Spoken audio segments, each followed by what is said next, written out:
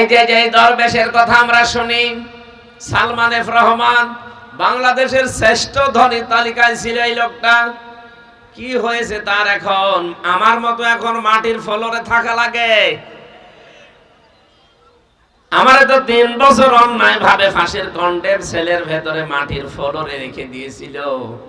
এখন তারে তো অন্যায় না, তারে তো বৈধ ভাবেই রেখেছে, কারণ সে ৩৬,০০০ কোটি টাকা চুরি করেছে। দেশে যদি কোরআনের আইন থাকতো, ওরা শুধু মাটির ফ্লোরে না, ওরা হাত কেটে দেওয়া হয়তো জনসম্মুখে। কথা বলে ঠিক কিনা? এই জন্য এতদিন ওরা চোরের আইন চায়নি, কারণ ওরা জানে যে চোরের যে আইন আছে এটা যদি বাংলাদেশে কায়েম হয় তে আমার হাত থাকবে না। এদেশে যতগুলো মানুষ দায়িত্বে ছিল আমরা দেখেছি কম বেশি সবগুলো চোর। এত বড় বড় চোর মানুষ হতে পারে আমার কুষ্টিয়ার হানিফ, মাহবুবুল আলম হানিফ। 15 বছর আগেও যে ব্যবসা করে খেত মাছের, এখন কয়েক হাজার কোটি টাকার মালিক। বেগম পাড়ায় যে বাড়ি বানিয়েছে আমি দেখেছি, কি বাড়ি গো! মনে হয় যদি কিয়ামত পর্যন্ত হায়াত পেত, বৈধভাবে উপায় করলে ওই বাড়ি বানানো সম্ভব না। কারণ আমেরিকার যেখানে সে বাড়ি বানিয়েছে, কানাডার ওই জায়গায় মাত্র 1 কাঠার উপরে যদি কেউ একটা বিল্ডিং বানাতে চায়, বাংলাদেশের কমপক্ষে 15 কোটি টাকা লাগবে। আর তার যে বিশাল বেগম পাড়া, যে বিশাল বাংলো, কত বড় বাড়ি, তার স্ত্রী আর তার ছেলে ওখানে থাকে। এখন নিজে ওখানে যে আল্লাহর রাস্তায় উঠেছে,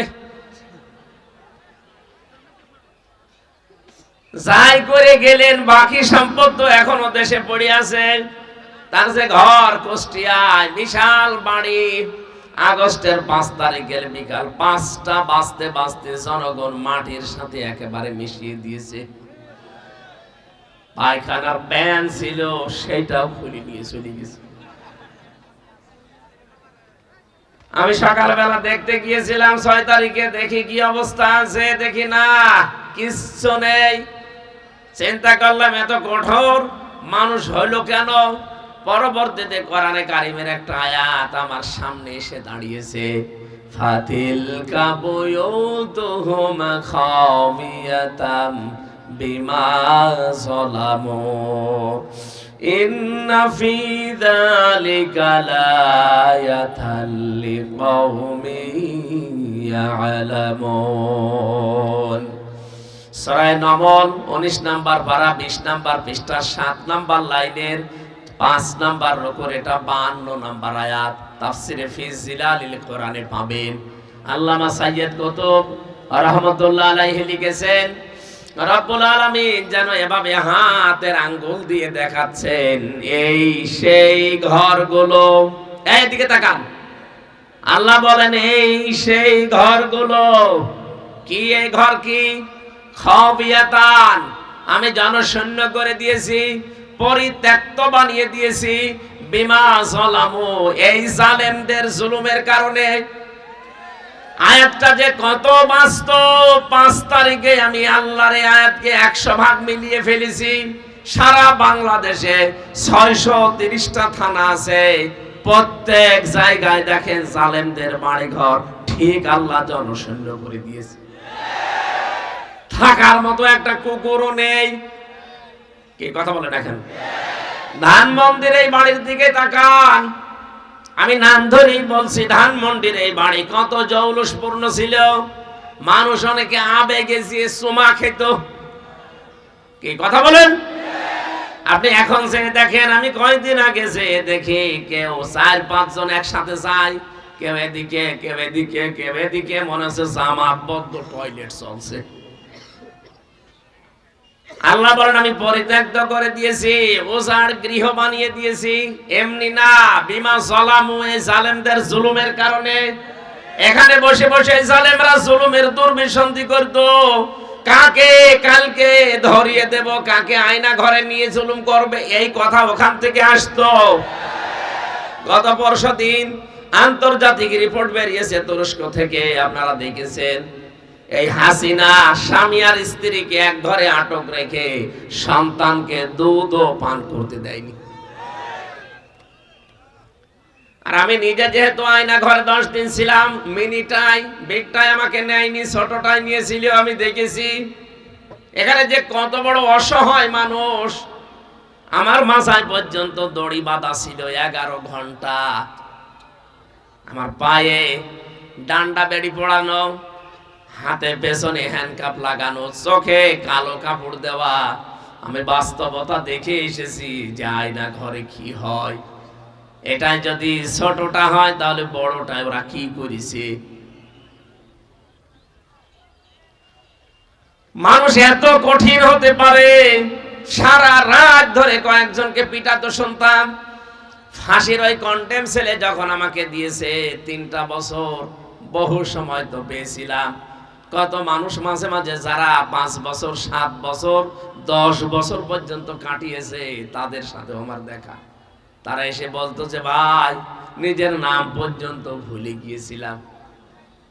সকালবেলা কয়েকটা পচা ছোলা দিয়ে যেত, দুপুর বেলায় 1 মুঠ খাবার দিত, তা মনে হচ্ছে কেউ মাখিয়ে দিয়েছে।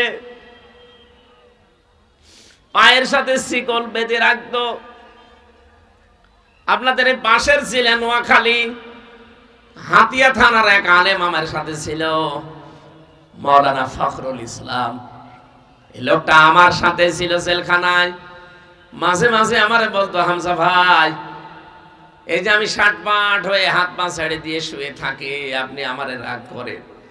আমি কেন থাকি আপনি জানেন? কারণ 2 জনকে দিয়েছে একটা ছোট ঘরে, এদিকে 3.5 হাত, এদিকে 2.5 হাত। 2 জন যদি হাত পা ছেড়ে দিয়ে থাকে, আমি তো বসবো কোথায়?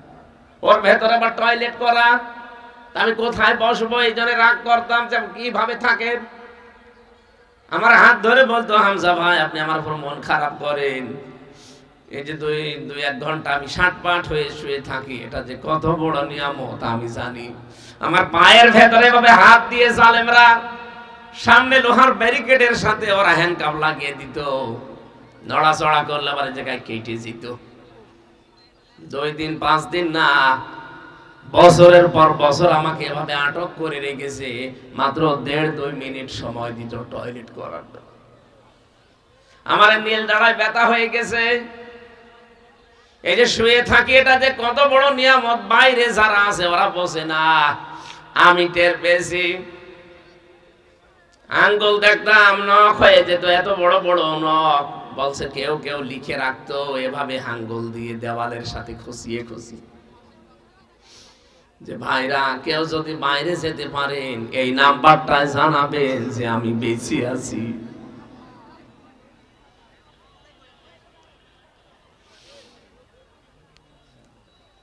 এই ভয়ঙ্কর কাজগুলো আয়না ঘরে হয়েছে, বিভিন্ন দেওয়ালের লিখন। এখন দেখলাম পরশুদিন একটা রিপোর্ট বের হচ্ছে, পত্রিকায়ও দিয়েছে, কারা যেন ওগুলো সব দেওয়াল মুছে রং করে দিয়েছে। না, এগুলো জাদুঘর হিসাবে রেখে দেওয়ার দরকার ছিল। সারা দুনিয়ার মানুষ দুনিয়া থেকে আসতো আর দেখতো যে বাংলাদেশে একজন ফেরাউন ছিল, লেডি ফেরাউন। এতে কত বড় ভয়ঙ্কর! বাচ্চাকে দুধ খেতে পর্যন্ত দেয়নি। আমি নিজে ভিকটিমের জন্য আমি অল্প জানি। আমাকে বলেছিল যে তোর বউ তুলে নিয়ে আনবো।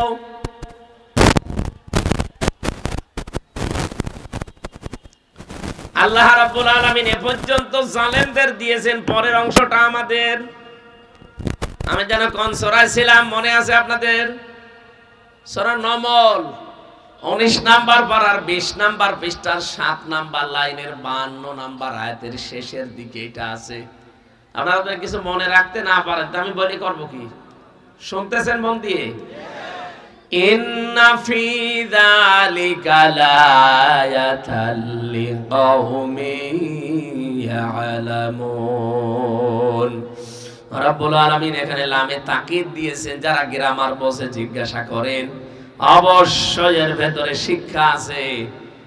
যারা জ্ঞানী তাদের জন্য, তাহলে এদের জন্য শিক্ষা কি? আমাদের জন্য আয়াতে জালেমদের এত বড় শিকড় আল্লাহ কিন্তু কেটে ফেলেছেন, কিন্তু ফাইল জানা নেই। ফাকুতিয়া দাবিরুল কওমিল্লাযিনা যালামু, জালেমদের শিকড় কাটা হয়ে গেছে। কেটেছে কে? না না, কুতিয়া মজুল, এর ফাইল জানা নেই। জালেমদের শিকড় কে কেটেছে কেউ জানে না। হানিফের বাড়ি কুষ্টিয়ায় কে ভেঙেছে কেউ জানে না, অথচ পায়খানার প্যানও নেই। তার মানে কে করলো জানা নেই। অবশ্যই কেউ না কেউ করেছে, কিন্তু আল্লাহ তার নিশানা রাখে নাই। কথা বলে না কেন? জালেমদের অবস্থা যদি আল্লাহ এ করুণ অবস্থায় তুলে দিতে পারে, আগামীতে যারা চেয়ারে বসবেন তারাও যদি জালেম হন, 5 বছর পরে আপনার বাড়ি ঘরও কিন্তু শ্মশান হয়ে যাবে। কি বোঝাতে চাই আপনি বুঝেছেন নাকি আন্দাজে বলেন? ঠিক। জালেমদের এত বড় শিকড় যদি আল্লাহ কেটে ফেলতে পারে, আর আপনি কি, আপনার তো শিকড়ই নেই। এখন বলুন না কেন? আপনি যা শুরু করেছেন আগস্টের 5 তারিখের পরে, এই অবস্থা করলে কিন্তু জনগণ আগেই বুঝে ফেলবে। অনেকেই দেখছে পথে নেমে পড়েছেন। আগস্টের 5 তারিখের পরে অনেকে চাঁদাবাজি, অনেকে ছিনতাই। নাকি এলাকা আরম্ভ হয়নি? সেদিন নারায়ণগঞ্জের বন্দরেরা 12:30টার পরে গেছে চাঁদা চাইতে। গত পরশুদিন যশোরে 50 লাখ টাকা চাঁদা চেয়েছে, দিতে চাইনি, কপিয়েছে। হতভাগারা এত নিম্নে পৌঁছিয়েছে এই শয়তানগুলো, গাইবান্ধায় এক জজের কাছে পর্যন্ত 50 লাখ টাকা চাঁদা চেয়েছে। আরে ভাই, দেশের অবস্থা কি আপনি কিছুই টের পাচ্ছেন না? থামেন। গতকালকের রিপোর্ট, চট্টগ্রামে চাঁদা চেয়েছে, দেয়নি, মোটরসাইকেলের শোরুমে আগুন লাগিয়ে দিয়েছে। কি আরম্ভ করেছেন দেখছেন না? লন্ডন থেকে লোকটা পাগল হয়ে গেল, প্রতিদিন ভিডিও বার্তা পাঠাচ্ছে যে আপনারা থামেন, এসেছে নাকি। যা আরম্ভ করেছেন, এদেশে যারা দায়িত্বে আছে, এদেশে গোয়েন্দা বিভাগে যারা আছে, বিশেষ করে এদেশের জনগণ সব কিন্তু নখদর্পণে রেখেছে কে কি করে। এদেশের সর্বোচ্চ গোয়েন্দা বিভাগে যিনি আছে, আমি মাঝে মাঝে তার সাথে হোয়াটসঅ্যাপে কথা বলি। সেদিন আমাকে তিনি বলছিলেন যে হুজুর, কোরআনের কথা 56,000 বর্গ মাইলে মন খুলে বলবেন, কোনো অনুমতি লাগবে না। কেউ যদি বাধা দেয় শুধু আমার একটু জানাবেন, ওর ঠ্যাং ভেঙে ফেলবো। বললাম স্যার আপনি ছিলেন কোথায়? বলছে আমি নতুন দায়িত্ব পেয়েছি। তখন আমরা বলছিল হুজুর আমরা নখদর্পণে রেখেছি দেশটাকে, কে কি করে আমরা দেখতে চাচ্ছি, কিন্তু অনেকের আমল, অনেকের কাজ আমরা অলরেডি দেখে ফেলেছি। অনেকে মনে করে রাত 12:30টায় গেলাম চাঁদা চাইতে, মানুষ চাইনি ফেললো কি করে? আরে ভাই 12:30, আমি নিজে রিমান্ডে ওদের কাছে মেশিন দেখেছি, যে উন্নত মেশিন ওরা ইসরায়েল থেকে নিয়ে এসে ব্যবহার করে। আপনি জানেন 12:30 না, 1টা না, আপনি পায়খানায় বসে বসে কি করেন তা ওরা দেখতে পায়। সারা দেশ ওদের হাতের মুঠার ভেতরে। আর বলছে আমি রাত 2টার সময় গেলাম চাঁদা চাইতে, কেউ জানে না। জেনে ফেললো কি করে? খুব হিসাব নিকাশ করে পা ফেলবেন সামনে। আমি কি বোঝাতে চাই, আপনি কি কিছু শিক্ষা পেয়েছেন? জালেমদের শিকড় যদি আল্লাহ কেটে ফেলতে পারে, আপনার তো শিকড়ই তৈরি হয়নি, আপনাকে কাটতে আল্লাহর 1 সেকেন্ডের সময় লাগবে না। কথা বলেন না কেন? এই জন্য সাবধান হন। বারবার তো আমরা সতর্কবাণী করছি, উচ্চারণ এই কারণে অনেকের আমল আখলাক ভালো না। আগেই বলছে যে 15 বছর কোরআনে কারিমের তাফসীর মাহফিলে অনুমতি লেগেছে, আমরা যদি যেতে পারি অনুমতি দেব না। এই কথাটা কয়েকদিন পরে বলতে পারলেন না, আগেই বলে ফেললেন, মানুষ তো সব জেনে ফেলবে। কথা বলে না কেন? আপনার আচরণ যে এরকম মানুষ অনেকে জানে, তারপরও কিছুদিন পরে বলার দরকার ছিল। এদেশের মানুষের আগে এখন আর আগস্টের 5 তারিখের আগের মতো কালো চশমা পরানো নেই। চশমা এখন সব ভেঙে গেছে। এই কথা বলে না কেন? সব এখন ফাঁকা দেখতে পাচ্ছি আমরা, কে কি করছে, কে কি করতে পারে। এই জন্য আমরা সাবধান হব ভাই। আবহমান কাল থেকে নতুন নতুন নিয়ম নীতি যারা বানিয়ে ইবাদত হিসাবে মানুষকে চালিয়ে দিতে চায়, হে নবী আপনি যখন কোরআনের কথা তুলবেন তখন দেখবেন ওই ইবাদত গুলো টিকবে না। ওই মানুষগুলো দেখবে যে আমার ব্যবসা তো মাঠে মারা যাচ্ছে, তখন তারা রাগ করবে, উল্টা পাল্টা ফতোয়া আপনার নামে বানাবে।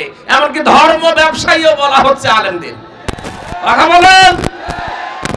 বলে আমরা জানি তাফসীর মাহফিলের নামে কি হয়। কি জানেন আপনি? সূরা ফাতিহা আমার সামনে পড়তে পারবেন? যারা এই ফতোয়া দেন যে কি হয় তাফসীর মাহফিলের নামে, আমি জানি তাফসীরের নামে সব অপব্যাখ্যা হয়। আপনি আসেন, অপব্যাখ্যা হলে এখানে মুফাসসির বসে নেই। আপনি একটা সূরা যদি শুদ্ধ করে আমার সামনে পড়তে পারেন, আমি আপনাকে মিষ্টি খাওয়াবো। পেটে বম মারলে সূরা ফাতিহা শুদ্ধ করে বলতে পারে না, আলেমের ভুল ধরে। বিশ্বনবীকে এই রজব মাসে একটা নতুন রাষ্ট্র তাকে আল্লাহ উপহার দেবেন। একটা রাষ্ট্রকে যদি কল্যাণময় করতে হয়, কি কি কাজের আঞ্জাম দেওয়া লাগে আল্লাহর নবীকে আল্লাহ দুনিয়ায় শেখাননি। এই রজব মাসে, আজকে 25 তারিখ না, আর মাত্র 2 দিন, 27 তারিখে ওনারে নিয়ে গেছে। 26 তারিখের দিবাগত রাতে একেবারে আল্লাহ নিজের আরশে নিয়ে 27 বছর তার গবেষণাগারে 14টা জিনিস শিখিয়েছে। কয়টা? 14টা জিনিস তাকে শিখিয়ে আবার দুনিয়ায় পাঠিয়ে দিয়েছেন। যান, ব্যক্তি, পরিবার, সমাজ, রাষ্ট্র যদি এই 14টা ফরমান অনুযায়ী চলতে পারেন, আমি আল্লাহ বলছি ওই দেশটা হবে কল্যাণময় দেশ। এদেশে আমরা 18 কোটি মানুষ, 18 কোটি জনগণকে আমরা জনসম্পদে পরিণত করতে চাই। এদেশের সম্পদ কম নেই। জালেমরা যদিও সব পাচার করেছে, এখনো যা আছে যদি ভালো মানুষের হাতে দেওয়া হয়, যদি এটা লুটতরাজ না হয়, অবশ্যই এই দেশটা আবার দাঁড়িয়ে যাবে ইনশাআল্লাহ। সূরা বানী ইসরাঈলের 23 থেকে 38 এই 16টা আয়াতের তাফসীর আজকে করব বলে বসেছিলাম। সময় কি চলে যাচ্ছে? 10টা পর্যন্ত আর 30 মিনিট। না, আমার আবার অনুষ্ঠান দিনের বেলায় 3টা থেকে 4টা পর্যন্ত, সেই কিশোরগঞ্জের কলিয়ার চর। আপনাদের এই মাহফিলটা তো ওই যে ঘোষক বলছিল না যে আসলে মাহফিলগুলো 1.5 বছর 1 বছর আগেই নেওয়া হয়ে যায়। শুধু এনার মুখের দিকে তাকিয়েছি, তাছাড়া ফেরেশতা বললেও নিতাম না, কারণ আমি এমনি 4-5 দিন জ্বরে আছি।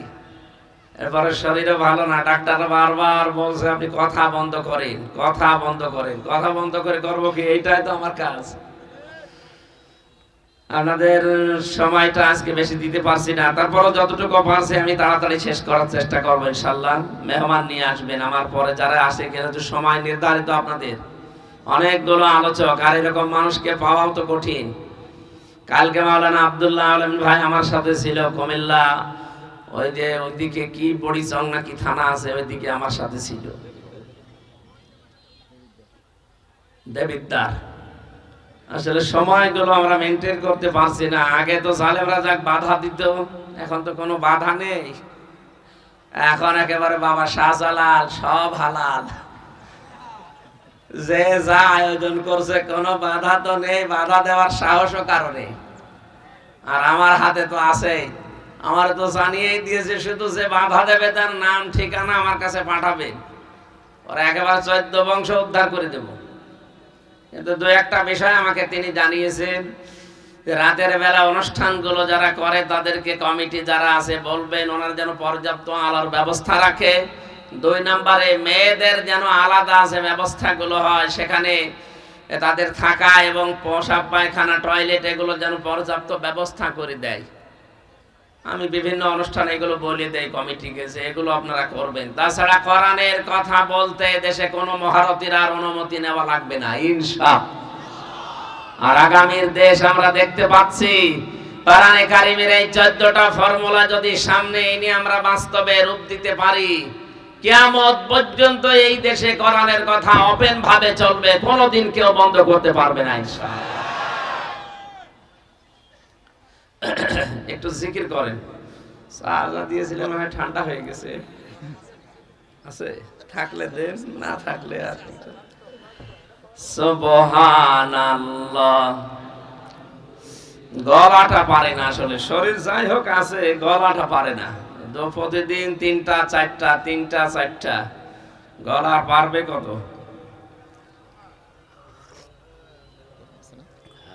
কে জিকির করেন আপনারা? এটা কবরস্থান। জবান করে পড়েন সুবহানাল্লাহ।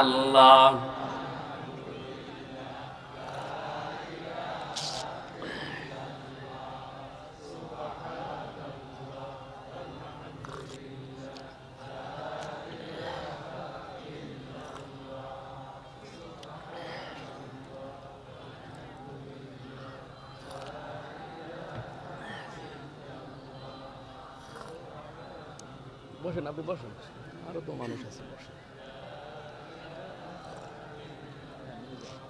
আসবে, আসবেও নি। নিয়ে আসেন, নিয়ে আসেন, অসুবিধা নেই। হ্যাঁ, নিয়ে আসেন। না, সময় কভার হবে না, দরকার নেই, নিয়ে আসেন, অসুবিধা নেই। আমি সামারাইজ করে ফেলছি।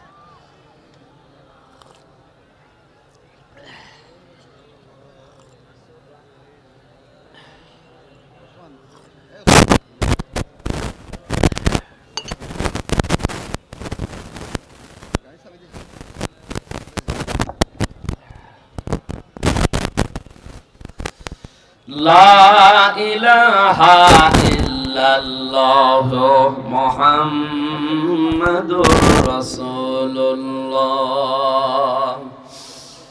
কুমিল্লাবাসী, আল্লাহ রাব্বুল আলামিন বলেন, 27 বছর আমার কাছে রেখে রেখে আমি নিজে আল্লাহ আপনাকে শিক্ষক হয়ে 14টা জিনিস শিখিয়ে দিলাম।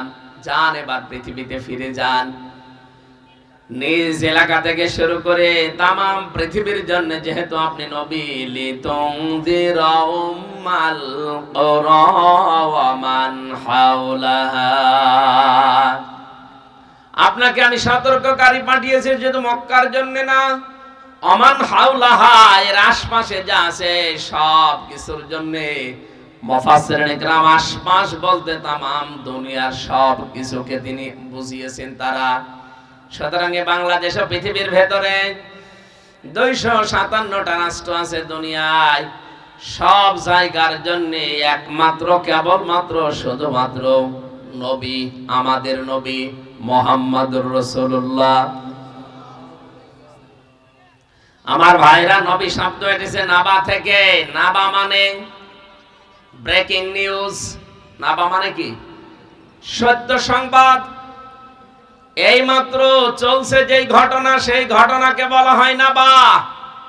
রব্বুল আলামিন বলেন, আমার নবী যে সংবাদগুলো তোমাদেরকে জানিয়েছে খুব খেয়াল করে করে মিলাবে। ওয়াকাদা রাব্বুকা আল্লা তা'বুদু ইল্লা ইয়্যাহু ওয়া বিল ওয়ালিদাইনি ইহসানা। তোমাকে 14টা কর্মসূচির প্রথমটা আমি জানালাম আমার একাত্মবাদ, আমার দাসত্ব। এইটা সমাজে, দেশে, পৃথিবীতে প্রতিষ্ঠা করা লাগবে। দুনিয়ার মানুষকে যে জানিয়ে দেবে যে আমি সিদ্ধান্ত দিয়েছি, আমি ফয়সালা দিয়েছি, আমি রায় দিয়েছি, আমি আল্লাহ ছাড়া কারো ইবাদত করা যাবে না। কুমিল্লাবাসী, এখান থেকে একটা মাসলা বের হয়, আল্লাহর ইবাদত করা, আল্লাহর আইন মানা ফরজ। বলেন তো কি? আরো জোরে বলেন। অবিল ওয়ালিদাইনি ইহসানা, পিতামাতার নাম আল্লাহ 2য় নম্বরে নিয়েছেন। বলেন, পিতামাতার আইন মানা কি? না না, হয়নি। আল্লাহর আইন মানা ফরজ, পিতামাতার আইন মানা ফরজ না, তাদের সেবা করা ফরজ। কথা বুঝতেছেন? এ বাপ বেটা 2জন আলেম এখানে বসে আছে। বাবা যদি ছেলেকে বলে আমারে সেজদা দে, জায়েজ আছে? আরো জোরে বলেন। কারণ সেজদা দেওয়া লাগবে আইন কার? আরো জোরে। হ্যাঁ, ওনার সেবা করা লাগবে, ওনার খরচ খরচা দেওয়া লাগবে, ওনাকে বেঁচে থাকতে সেবা খেদমত যা আছে ওইটা করা লাগবে, এইটা ওনার জন্য ফরজ। তাহলে কি বুঝলেন এখান থেকে? আল্লাহর আইন মানা ফরজ, মা বাবার আইন মানা ফরজ না, তাদের সেবা করা ফরজ। এই পৃথিবীতে আল্লাহর পরে আল্লাহ যাদের নাম ঘোষণা দিলেন, ওয়ালিদাইনি ইহসানা, মার বাবা, তাদের আইন মানায় যদি ফরজ না হয়, পৃথিবীতে কোন মহারথী আছে যে তার আইন মানা লাগবে? কথা বলে না কেন? সুতরাং পৃথিবীতে আল্লাহর আইন বাদ দিয়ে কারো আইন মানা যাবে, সে যেই হোক। এমনকি আল্লাহর আইন বাদ দিয়ে অন্য কারো আইন প্রতিষ্ঠার জন্য কাজও করা যাবে না। আলা লাহুল খালকু ওয়াল আমরু, পৃথিবী বানিয়েছি আমি, এখানে আইনও চলবে কার? সুতরাং আল্লাহর আইন বাদ দিয়ে যারা মানুষের তৈরি করা আইন প্রতিষ্ঠার জন্য কাজ করেন, সংগ্রাম করেন, দল করেন, মিছিল করেন, ভোট দেন, আপনি কিন্তু শিরিক করছেন। এদেশে এরকম শিরিক করা মানুষ নেই। শিরিক যারা করে তারা মুশরিক। এই কথা বলে না কেন? এই কথাগুলো শোনার পরে আপনার হয়তো পরিবর্তন হওয়ার জন্য মন তৈরি হবে, কিন্তু দুর্বিসন্ধি নিয়ে যারা চলে, যেই মানুষগুলো ধোঁকাবাজ, প্রতারক, ওই নেতাগুলো কিন্তু এই কথা শুনে বলবে যে এটা তো রাজনীতি। বলেন, মাজলুম একটা দল বিএনপি, এই দলে কয়েকটা ক্যান্সার তৈরি হয়েছে এখন, বিশেষ করে হারুনের বউ পাপিয়া, আর এই যে কিশোরগঞ্জের এক শয়তান ছাত্রলীগের সভাপতি ছিল আগে, হাসিনা ওরে নমিনেশন দেয়নি, এই জন্য দল পাল্টি এখন নতুন দলে যোগ দিয়ে ওইটারে মনে হয় কুত্তা কামড় দিয়েছে। ও চ্যালেঞ্জ দিয়েছে বাংলার মুসলমানদেরকে যে এই দেশে যারা মুসলমান দাবি করে তারা এবং বাইরের দেশের মুসলমানও যদি নিয়ে আসে, সব মিলে এরা 10 ভাগ ভোটও নাকি পাবে না।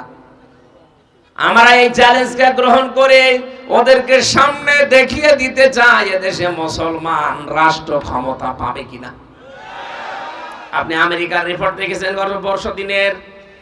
আমেরিকা তার আন্দাজে রিপোর্ট দেয়নি, আর আমরা তো তাদের খালাতো ভাই না যে আমাদের পক্ষে রিপোর্ট দেবে। তাদের নিরপেক্ষ রিপোর্ট দিয়েছে তৃতীয় একটা রাজনৈতিক ধর্মীয় শক্তি বাংলাদেশ গঠন করতে যাচ্ছে। এখন শুধু জামাত ইসলাম চরমনাই হেফাজত না, টুপি যারা এদেশে মাথায় দেয়, আল্লাহর আইন মানা যেহেতু ফরজ, এই ফরজ সামনে রেখে সব এক হয়ে যাওয়া ফরজ। বলেন, কারা কারা এক হতে রাজি আছেন দেখে? লিল্লাহে তাকবীর।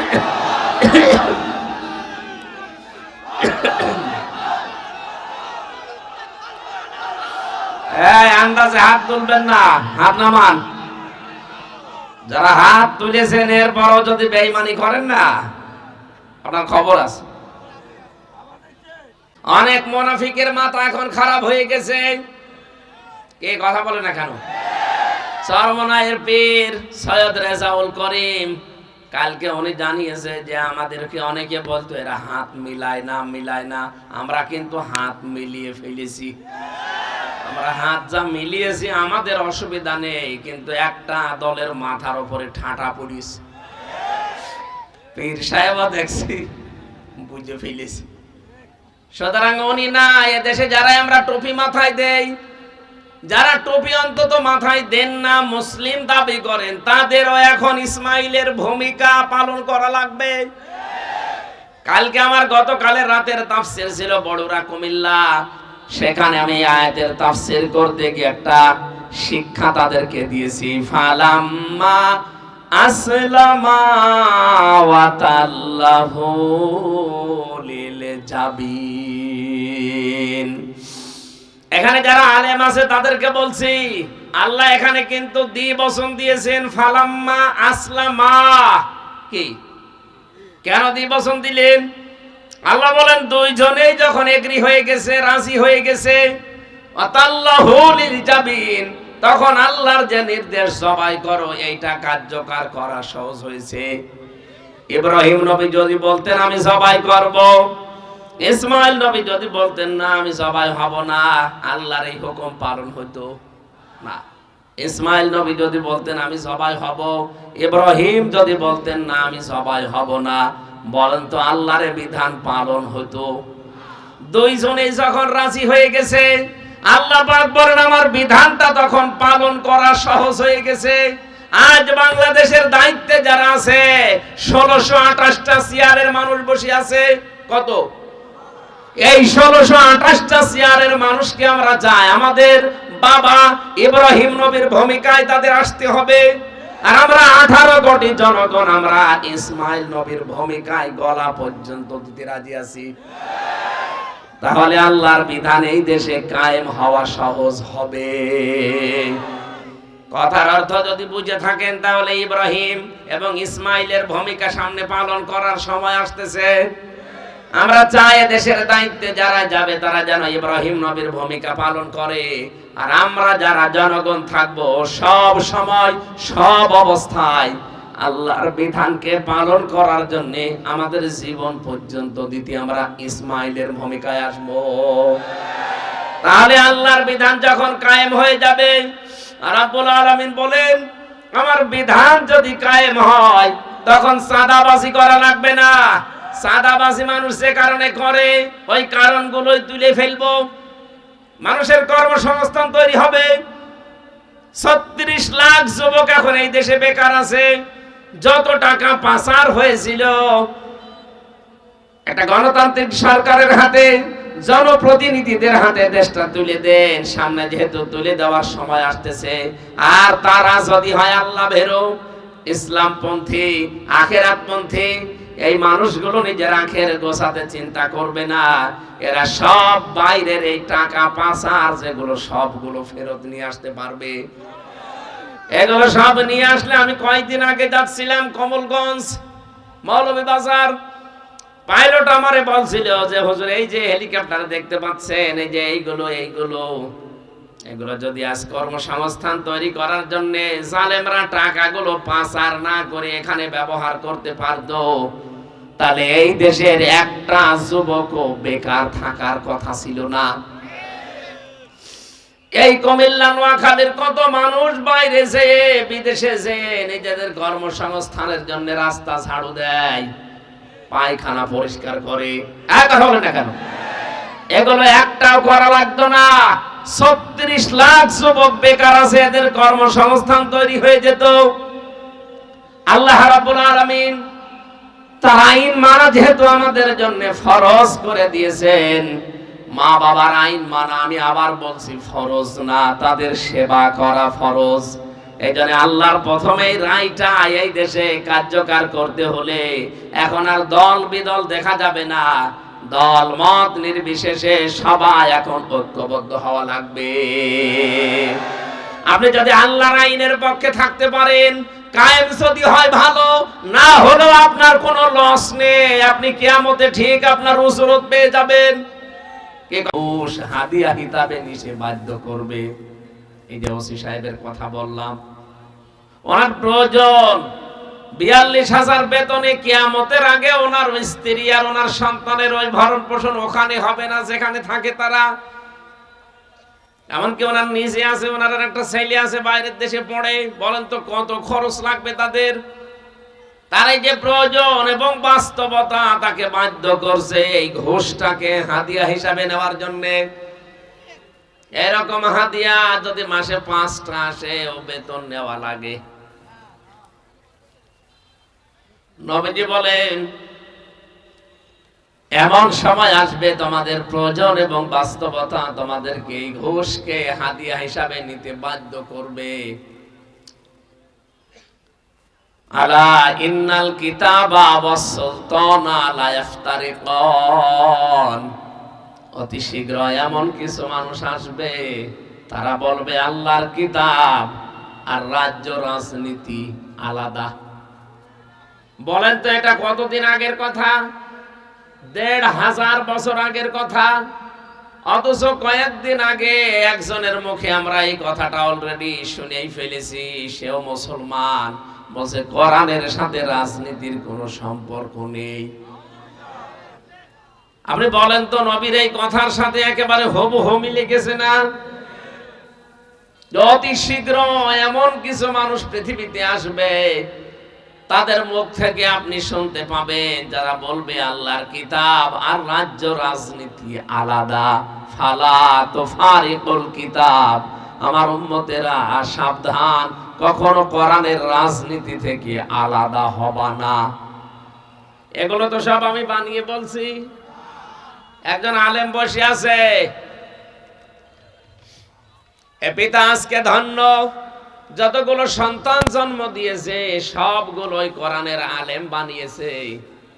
আল্লাহ রাব্বুল আলামিন এই ওসিলায় যেন এর বাবা মাকেও মাফ করে দেন, বলেন আমিন। আমার কথাটার উত্তর দেন। আমি যেটা কোরআন দিয়ে বোঝাতে চাই, হয়তো ওইটা না বুঝে উল্টা বোঝে, যা এটা রাজনীতি হচ্ছে। আরে ভাই, কোরআনে কারিমে রাজনৈতিক কথা আছে 918 জায়গায়। কত বলেন বলেন? নামাজের কথা আছে 82 জায়গায়। নামাজের ওয়াজ করলে আপনার বেশ ভালোই লাগে। রোজার কথা আছে মাত্র 1 জায়গায়, রোজার কথা বললে আপনার কাছে ভালো লাগে। হজের কথা আছে মাত্র 1 জায়গায়, হজের কথা বললেও আপনার কাছে ভালো লাগে। যাকাতের কথা আছে 1 জায়গায়, 82 জায়গায় যাকাতের কথা বললে আপনার ভালো লাগে। যেটা 918 জায়গায় আছে, ওইটা ক্লিয়ার করার জন্য জাতির কাছে স্পষ্ট কথা বললে আপনার কাছে রাজনীতি মনে হয়।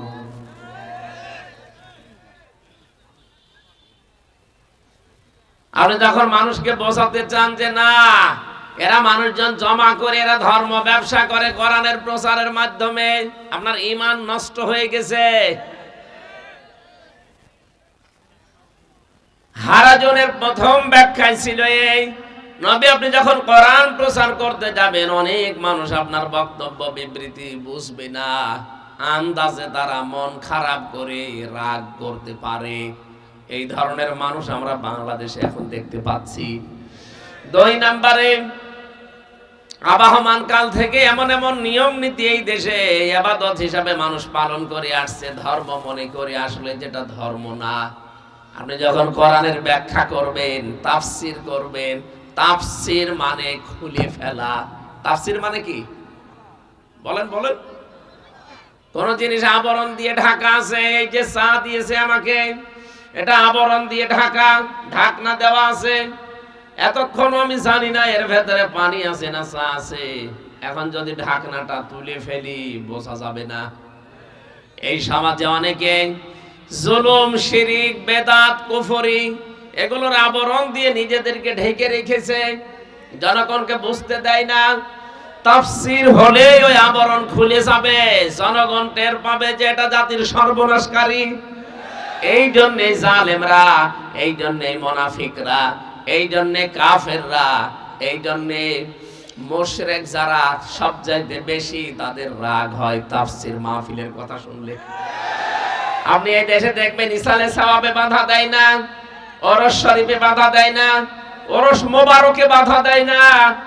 63 দিন ধরে কত অনুষ্ঠান মানুষ বানিয়েছে, ঈদে মিলাদুন নবী, বাধা নেই।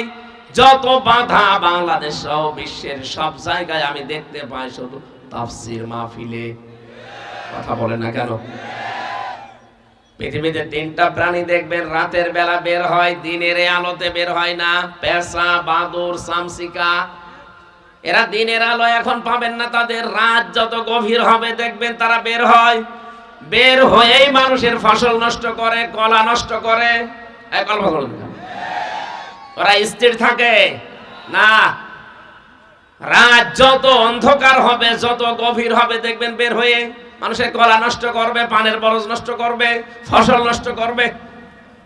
এই জন্য তাদের নামও ডিজিটাল নাম, পেঁচা, বাদুড়, চামচিকা। নাম যা বললাম, কি মনে হচ্ছে যে একবার দেখলে আর একবার দেখতে মন চাবে? ওদের নামের সাথে চেহারার রকম মিল আছে। যেহেতু দিনের আলো, সূর্যের আলো ওদের ভালো লাগে না, পছন্দ হয় না, রাতের অন্ধকার ওরা বেছে নেয়, এই জন্য নাম ওদের ওই রকম। এই পৃথিবীতে যারা সূর্যের আলো, কোরআনের আলো, ইসলামের আলো, দিনের আলো সহ্য করতে পারে না, কুফরির অন্ধকার, জুলুমের অন্ধকার, শিরিকের অন্ধকার, সর্বোপরি বেদাতের অন্ধকারের পথ যারা বেছে নেয় এরাও এক প্রকার পেশা, বাঁদর আর সামসিকা। কিয়ামতে এদের আকৃতি থাকবে না। আমি এবার সূরা রহমানের একটা আয়াত শোনাচ্ছি, বাড়ি যে মিলাবেন তাফসীর সহ। ইউরাফুল মুজরিমুনা বিসিমাহুম ফায়ুখাযু বিন নাওয়াসি ওয়াল আকদাম। জবান খুলে পড়েন ফাবিআই আলাহি রাব্বিকুমা তুকাদ্দিবান। আল্লাহ পাক বলেন কিয়ামতের দিন এই পৃথিবীতে যারা মুজরিম, পাপিষ্ঠ, গুনাহগার তাদেরকে আমি তুলবো তাদের পা ধরে আর চুলের মুঠি ধরে। তাফসীরে আয়াতে আমি 10 প্রকার আকৃতির কথা পেয়েছি। তাফসীরে হাক্কানির ভেতরে দেখবেন কিয়ামতের দিন আল্লাহ এই মানুষের আকার আকৃতি এভাবে উঠবে না, এক একটা মানুষের আকার হবে দুনিয়ায় তার অপরাধের মতো তৈরি করে। যে যেই ধরনের গুনাহ করত তাকে আল্লাহ ওই ধরনের আকৃতি দেবে। এই যে পেঁচা, বাঁদর, চামচিকা, সাপ, অথবা আপনাকে শকুরের আকৃতি দেবে, কুকুরের আকৃতি দেবে। কেন দেবে? দুনিয়াতে আপনি যে অপরাধ করেছিলেন এই অপরাধের শাস্তি স্বরূপ ওই আকৃতি দিয়ে তুলবে। লাকাদ কাররামনা বানি আদম, বনি আদম সন্তানকে আল্লাহ সবচেয়ে বেশি সম্মান দিয়েছেন। এই কারণে বনি আদমের সম্মান যাতে নষ্ট হয়ে যায় এই হিসাবে আল্লাহ এই আকৃতি আর রাখবে না। অপরাধের ধরন দেখে দেখে আল্লাহ আকৃতি পাল্টিয়ে দেবে। সাপের কাজ একটা মানুষকে সবল দেয়, লোকটা মরে যায়, সাপের কোনো লাভ হয় না। হয় পৃথিবীতে অনেক মানুষের চরিত্র এরকম আমাদের আছে, সাপ মার্কা। সকাল থেকে উঠেই চিন্তা ভাবনা করে কার ক্ষতি করব, ক্ষতি করেও ফেলে কিন্তু নিজের কোনো লাভ হয় না। মাঝখান থেকে ওই লোকটার একটা ক্ষতি হয়ে যায়। কথা বলে না কেন? এই চরিত্রের মানুষ দেশে নেই। কিয়ামতে আপনার আকৃতি থাকবে না, আপনাকে আল্লাহ সাপ করে তুলবে। কিছু মানুষকে আল্লাহ কুকুর বানিয়ে তুলবে।